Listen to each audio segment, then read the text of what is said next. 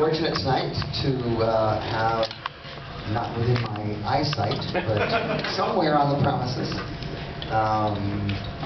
Anyway, it was a pretty good print. And, you know, I mean, I expected it to be all faded and sprocket and stuff, and it seems to be fine. And I think it's coming out on DVD in the next, I think in May or something. Anyway, there's... he needs no introduction, but I'll give one anyway. He haunts our childhood, and he's the guy we grew up with. He's made everything from Attack the Crab Monsters to St. Valentine's Day Massacre. And he's always happy to be here among people who love him, as we all are, all us filmmakers who desperately need affection. Roger Corman.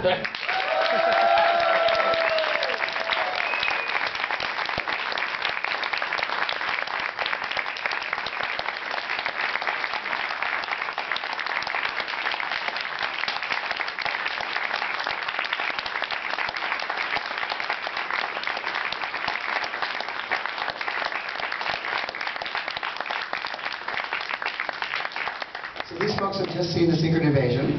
What can you tell them? Well, The Secret Invasion had a very strange origin. If you've seen it, you know it was shot in Dubrovnik, a very beautiful and historic town on the Adriatic coast of what was formerly Yugoslavia. The origin of the film was, I was in a dentist's office, and while waiting for the dentist, I was looking at a National Geographic, and there were pictures of Dubrovnik, and it was really beautiful. And so when the dentist started drilling on my teeth, in order to keep my mind off of the pain, I invented a story about Dubrovnik, and I left the office of the dentist's office, went back to my own office, and immediately wrote the treatment for The Secret Invasion, which was called first The Dubious Patriots, and I thought it isn't that great a commercial title. So it became The Secret Invasion. So the origin of the whole thing was a cavity in my teeth. So you don't get stories like that, the American Cinema. Now, this picture has it's a fairly larger budget picture than you had usually been doing, and you produced it with your brother, yes. And had quite a good cast of well-known people. How did you get along with Stuart Granger? I got along well, I think, with Stuart Granger. There was a slight difficulty, because I generally get along well with actors, because I give them very little direction. I talk about the general arc or the theme of the performance, and if we agreed on that, we talked not to a great extent during the shooting, but just a little bit. Jimmy, because that was his actual name, had never done a low-budget picture before. He'd been under contract to MGM and had done only very big films. So there was a little bit of awareness and delicacy on his part and on my part on the fact that this was the first, I think the picture cost about $500,000, which was a lot of money to me in those days. And in those days, $500,000 would probably be $2 million today, which still isn't that much, but it would be a low-budget film. But I got along well with them, understanding that for him, it was maybe a slight step downward from what had been a wonderful career. He was getting a little bit older and was no longer really playing Breaking Bad. Did he appropriate some of Ed Burns' lines? Yes. We were out at sea in the Adriatic with the Yugoslavian Navy, and we were laying down smoke for the battle between two ships. And it's interesting, I didn't know you knew that, Joe. This is a little delicate moment. And Jimmy, Stuart Granger, felt that he was the lead of the picture, that Ed Burns had the key lines in this scene. And I didn't know what to do, and it had never happened to me before. And Jimmy said, I'm not going to play this scene. And I said, we're out here in the middle of the night, the boats are laying down, we've got to shoot this scene. And everything stopped. The first time it ever happened to me on a film.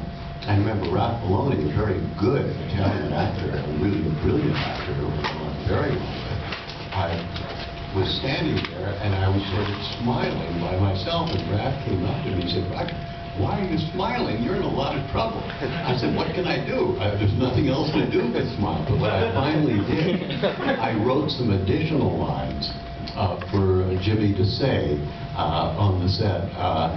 I'm not certain whether we use those lines in the film or not, but in any way,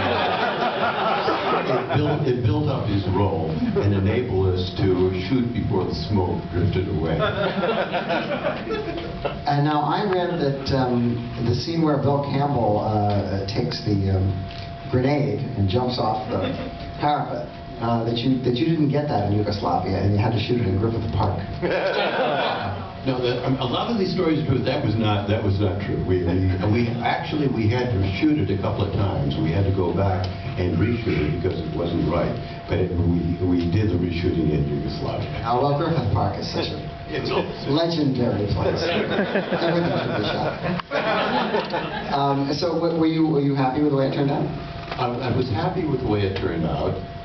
The film did quite well. I was unhappy with motion picture accounting because, as I say, the film cost about $5 million, and it did quite well.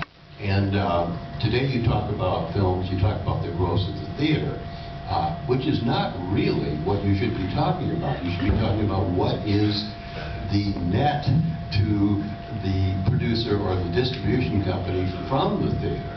And we had, they sent me a statement on our $500,000, my brother and I co-produced it. Actually, I think he produced it and I directed it. And the film had cost about $5 million. We had grossed about $3.5 million net after the theater, and we had not yet broken even. And I called the head of United Artists, which at that time was in New York, and I said, "I'm going to sue you guys." And he said, "What do you mean?" I said, "There is no way in the world a $500,000 picture cannot break even when we've gotten $3.5 million in." He said, "Roger, don't do anything. I will call you tomorrow morning." And he called me the next morning and he said, "There's no need for a problem. We would like to work with you again. We will buy you out, even though we all know this picture is a failure. A large amount of money to buy you out, and we will sign you and your brother to make another film because we're sure the next film will be successful." I had to sign that, my brother and I had to sign that we had inspected their books and they were true and accurate. And I said to David Pickard, I said, "David, send us the document. We will sign that your books are true and accurate." So the second film on our agenda tonight is Tomb of Ligeia, which is Roger's last picture in the very successful series of Edgar Allan Poe movies. How did that one come about? The Tomb of Ligeia came about when I was somewhat separated from AIP, but came back with them just before they're making the film. And this is where you get into theories about film and breaking them. I had always had in all the Poe pictures theories that Poe was dealing with the unconscious mind, and we should never show reality.